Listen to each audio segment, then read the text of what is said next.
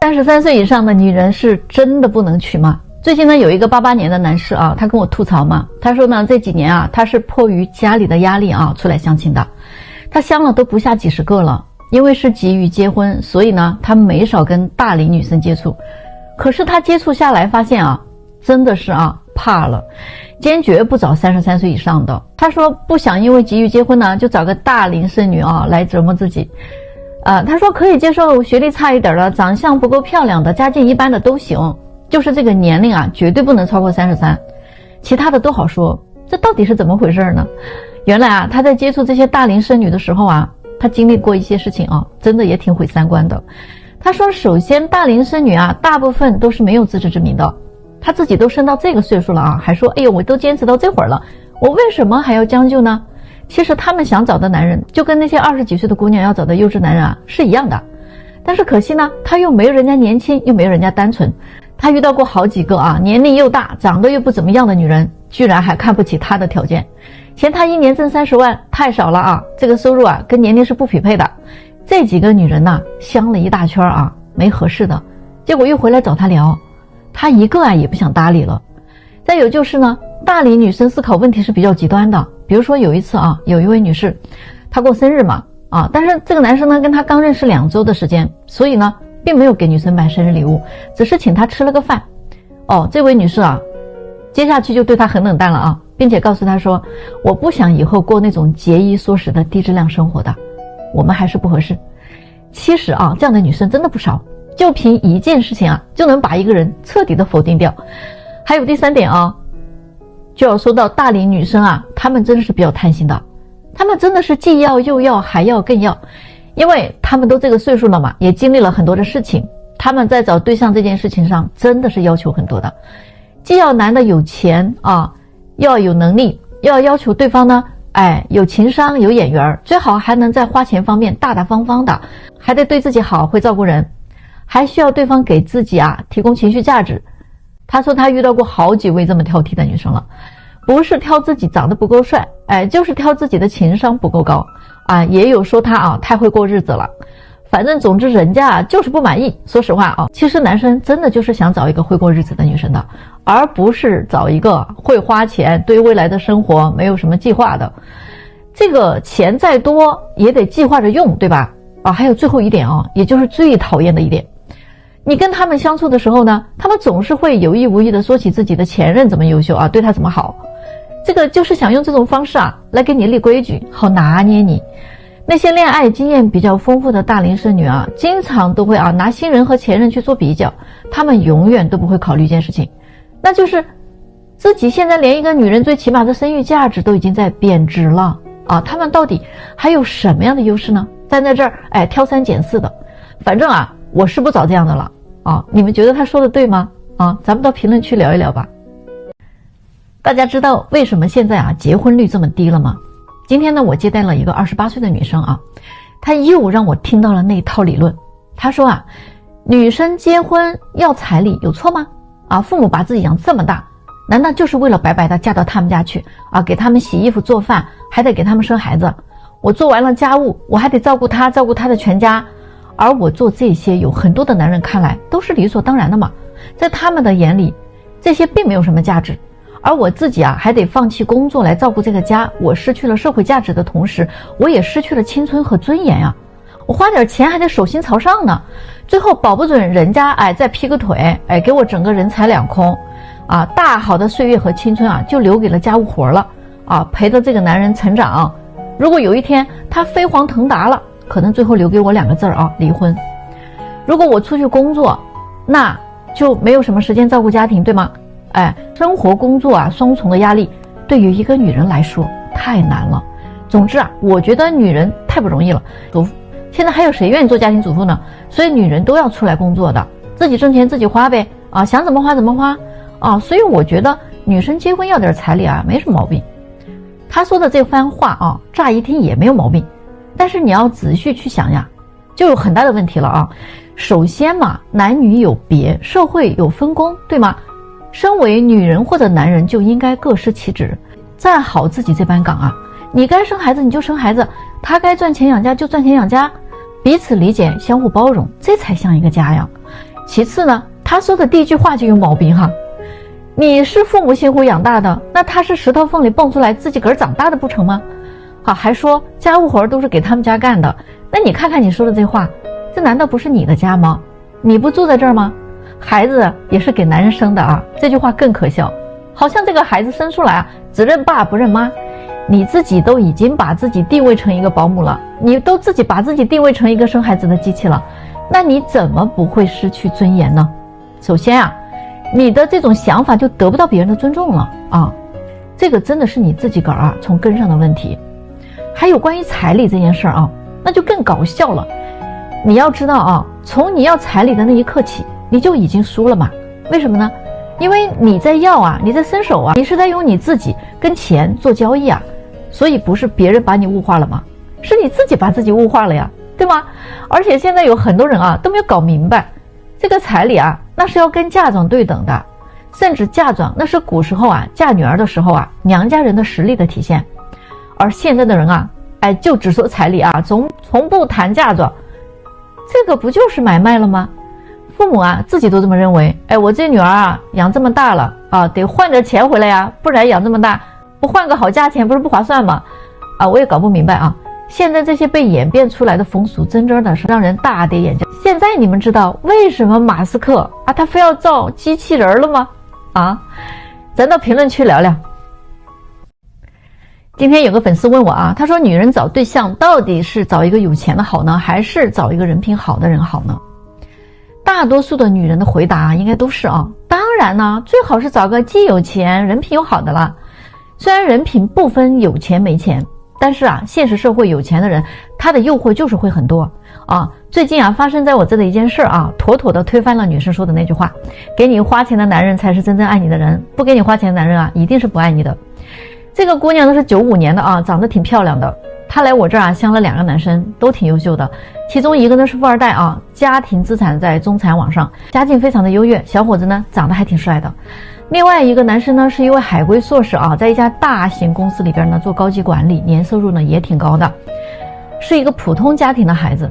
那这个姑娘呢啊，她说呢感觉2个呢都谈得来啊，那印象呢也都挺好的，要不然呢就先都了解一下再说。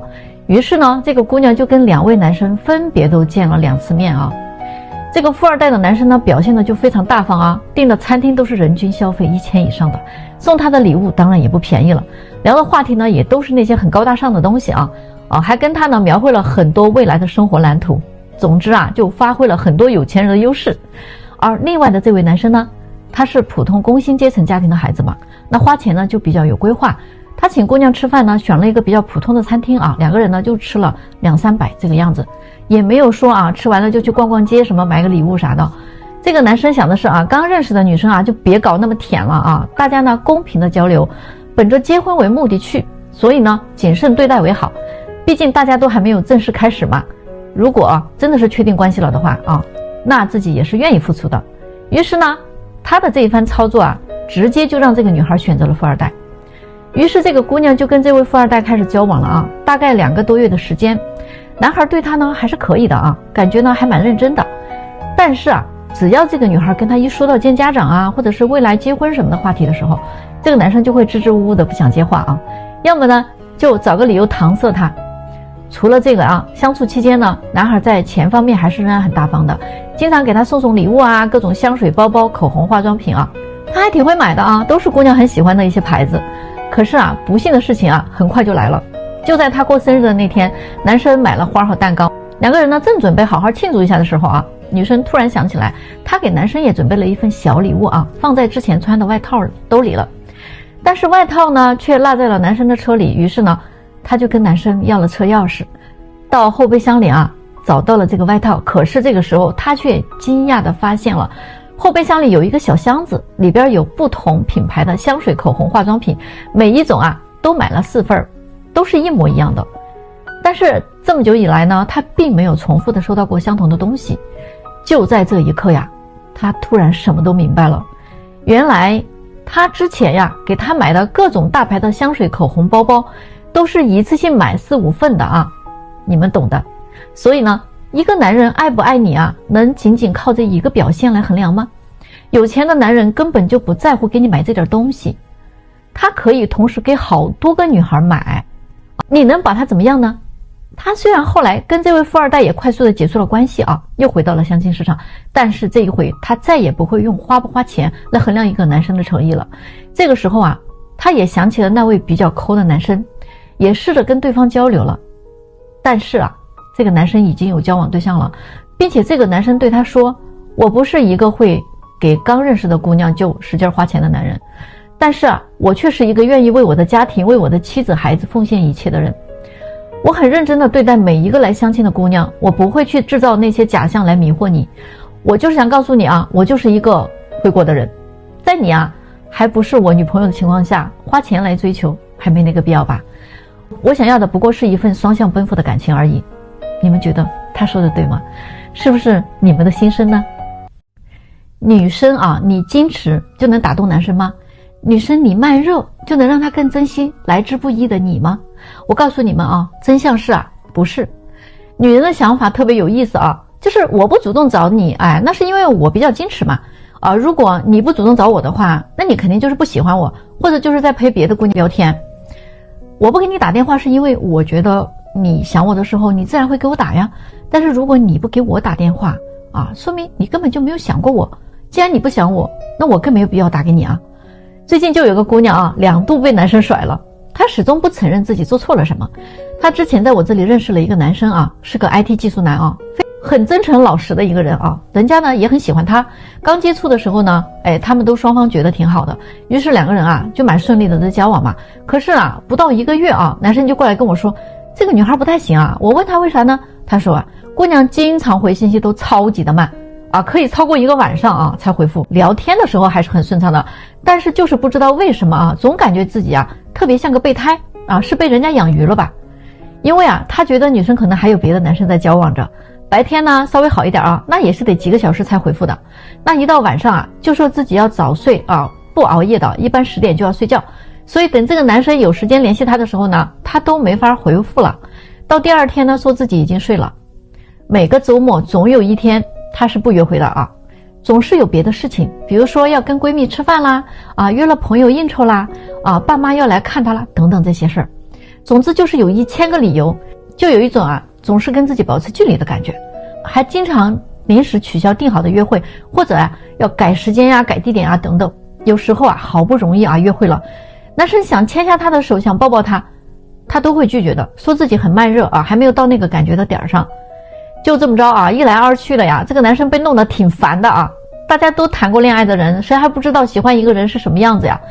虽然呢啊，咱们是相亲认识的，也不要求你啊装得像个喜欢上我的人，但是最起码咱们相互的尊重是要有的吧？感情是不是也需要一步一步培养出来才有啊？我一个人努力有什么用呢？我也没有看到你有什么回应，也没看到你有什么诚意，更看不到你有什么付出。想让我像一个狗一样追着你跑啊，那不可能啊，我是做不到的，没那个必要。所以这个男生就放弃他了。之后呢，他又相了一个男生啊，也是接触了1个多月，他的所作所为依然是一模一样的，没有任何的改变。结果这个男生啊，又跟我反馈了一个同样的感受啊，也不想跟他继续了。后来我就问他了啊，我说你怎么回信息这么慢呢？啊，还那么早睡，这件事是真的吗？啊，每周有1天你总是不约会的啊，说你有事在忙啊，还有那些临时取消的约会啊，都是有什么重要的事让你取消掉事先就约好的事情呢？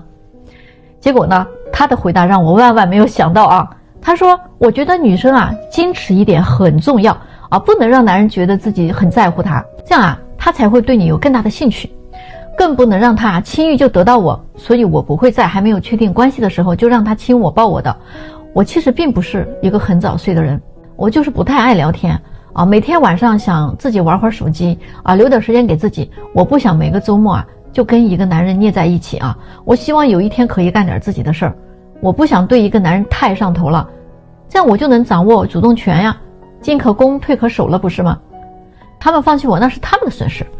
我真的很想问一问啊，评论区的男生们啊，女人搞矜持搞慢热这一套，到底谁的损失更大呢？那些大龄的啊未婚单身男女啊相互嫌弃的事情真的是不少。最近呢，有一个36岁的女士来找对象啊，1.65米的身高，长相呢中等，北方人，性格还挺开朗的。本科学历，在北京呢一家国企工作啊，一年挣个10几万左右啊，没房没车，经济条件是挺一般的。他说呢，前几年确实也相到过条件比较好的男士，但是呢，交往一段时间之后呢，觉得不太合适，因为对方是离异的，相处起来是有点怪。所以呢，现在他还是想找个未婚男士。他知道自己的年纪啊是比较大了啊，不太好找啊。他说他的要求呢不算很高啊，就希望找一个北京本地的，在体制内呢有一份稳定工作的就行。其实按说他这个要求吧啊，说高也不高，说低呢也不低啊。于是我们就给他匹配了5个类似条件的男士啊，最后呢有2位呢是愿意见见他的。可是呢，我们把这2位男士推荐给这位女士的时候呢，她却不太满意。你说一个才40岁就秃顶了，实在是没有眼缘。另外一个呢，42岁的呢，工作生活的地方离她住的地方太远了。虽然都在北京，但是这样的距离跟异地恋差不多。这个时候啊，我真的想说，都这会儿了还挑这挑那的，你自己也要青春没青春，要模样没模样了。你只剩下了年龄和皱纹了，何必在这儿啊为难自己为难我？找个人品好的男的，差不多条件就行了呀啊！要么你就干脆啊坚持不找了。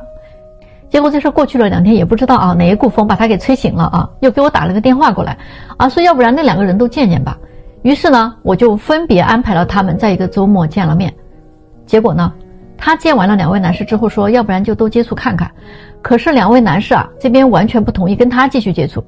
那位42岁的说啊，大龄剩女啊问题就是多，哎，大家出来相个亲啊，就跟审犯人差不多啊，就差没让我出示身份证了，还问我之前的感情经历。他这么大岁数了，难道就没有谈过几个男的吗？啊，他自己也承认了，跟一个男的同居过几年。然后大家第一次见面就交流这个话题，不嫌尴尬吗？啊，就特别没意思啊！我一开始就不太想见这么大岁数的女人，这不想碰碰运气嘛啊，看看人品咋样。还真的是啊，不能找大龄剩女，性格有问题啊，一点都不讨喜。然后这位男士啊还补充了一句啊，我虽然不是大富大贵的人，但是呢，我毕竟在北京还有2套房子呀，价值都几百万，存款也有6位数啊，虽然不多，但是本人生活安稳啊，至少衣食无忧吧。其实啊，我还是想看一看有没有30岁左右的女士呢，我感觉这个年龄跟我比较大。另外的那一位啊，40秃顶的大哥啊，反馈的更有意思。他说，我还是有点担心他生孩子的问题。另外就是我自己啊，长得就不咋地啊，还是想找一个好看点的，改变一下我们家的基因嘛。我听完了他们的反馈啊，真的是哭笑不得啊。说实话啊，其实啊，大龄的男女啊，他们就是这么相互嫌弃的，最后呢，谁也找不到合适的。大家说，这究竟咋办呢？你知道找老婆要避开哪几种女人吗？有一个40岁的离异男士啊，再婚之后过得非常幸福啊。那他呢给我分享了几点他是怎么找老婆的。